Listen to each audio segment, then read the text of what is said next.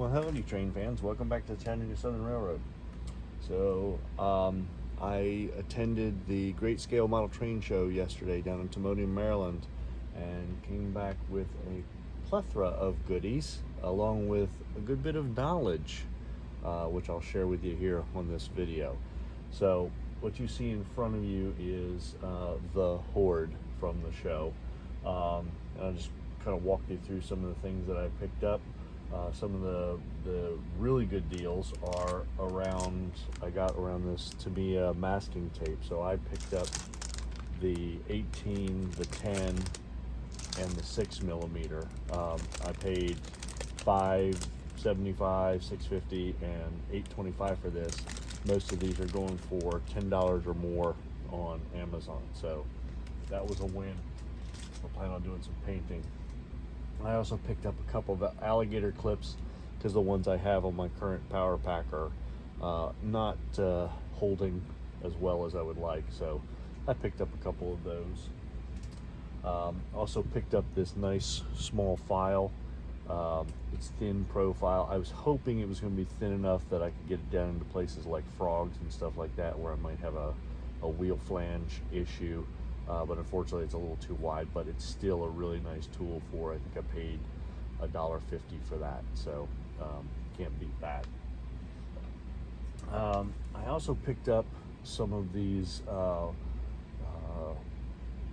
rare earth magnets, and they're really small. These are 1/8 inch by 1.5mm for 12 of them. Cost me $3 for them.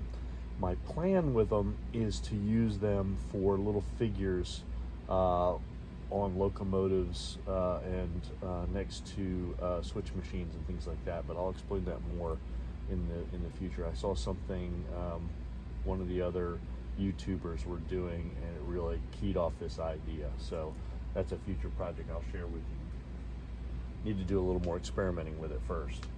I also picked up the last two remote control switch machines for back there in the yard. One of them's going to go there. The other one's going to go down on that far end down there. So I'm good to go there. That's a good thing.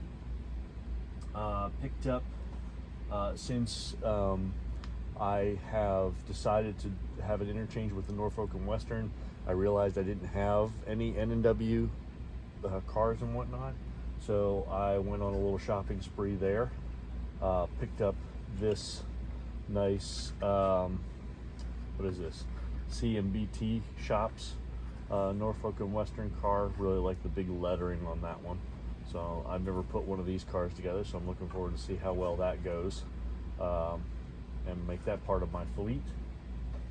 I also managed to get my hands on the sister to the other 72-foot tank car over that I have over there. Its number is 006, and this is 012.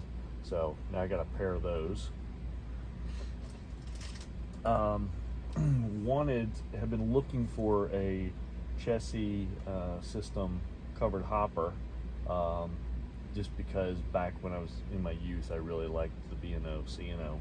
So it's kind of a retro, but it kind of makes sense that I would see one of these possibly on my layout at some point. But I got it for a good deal, $15, and normally you find those on eBay for $30, plus sometimes you have to pay shipping on top of it. So that was a win there. Going back to the Norfolk and Western, I picked up both of these. These are Athearn cars. They had these marked down to $8 each, and I grabbed them quickly. They had two sets of the two different numbers. This one ends in 63, that one's 24. So now I'm getting my N&W fleet, so I'll have some N&W cars to come in and off the layout there. Picked up this Southern Railway Athearn car, $10. You can't beat that. I mean, again, you see these on eBay, they're 24, 25, sometimes 30, and then you got shipping on top of it. So that was a win. I knew I didn't have this one. Also had been looking for this. It's a roadway tractor trailer. These were prevalent down around me in Chattanooga and Hickson area when I was growing up. So I was excited to find this. Paid a little more than I wanted to. I actually paid $35 for it, but the good news is I didn't have to pay shipping, so that was a win.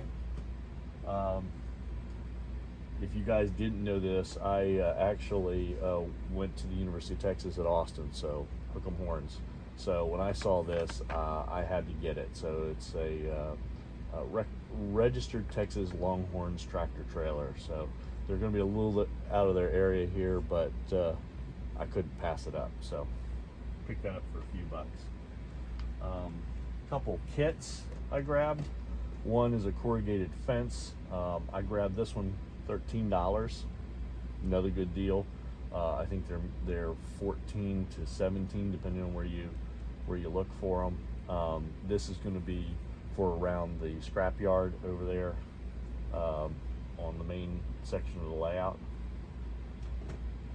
In addition to that, I've got this chain link fence from Walthers. I paid $15 for it.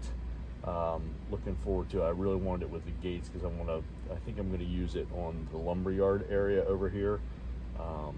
Don't know if I've got enough of it, but we'll see. May have to go get another one of these kits. The last item I picked up was this Bachmann 44 tonner. And yes, it's a nickel plate road, and there's a method to my madness here. This one actually has the DCC on board with it. And the reason I picked this up is because I had a Spectrum 44 ton switcher in the Southern scheme, as you can see here, okay? Unfortunately, it does not run very well. And I wanted to put DCC and sound in it because I think these look really great. When I was looking on YouTube to see how to do that, a lot of people are having a lot of trouble because there's so much metal up in here for weight. There's just no room. So what I'm going to do is I'm going to swap this carriage unit for this carriage unit, or motorized motor and whatnot, chassis for this one, since they have the same bolting pattern. So that'll give me what I want to hear, and then all I have to do is add sound. So that'll be a project that I'll share with you as I do it, especially now that I've got my work desk set up over there. So that's another project on the docket. So was excited to get that. I paid $50 for that. 50, right? Try to find another DCC locomotive for 50 bucks anywhere. Anyway, okay. The big thing was, when I was down at the train show, I got to meet Kevin from Barrett Hill's shops that make the touch toggles, and I took all my little maps down to him and showed him what I was doing, and he spent 30 plus minutes talking to me. He hadn't even finished setting up yet. So kudos to Kevin. Thank you very much for your time. Had some great ideas around these crossovers where I was going to put these, have two different touch toggles here. He said, just put one in and it saves you a touch toggle. I mean, you can certainly do separate ones.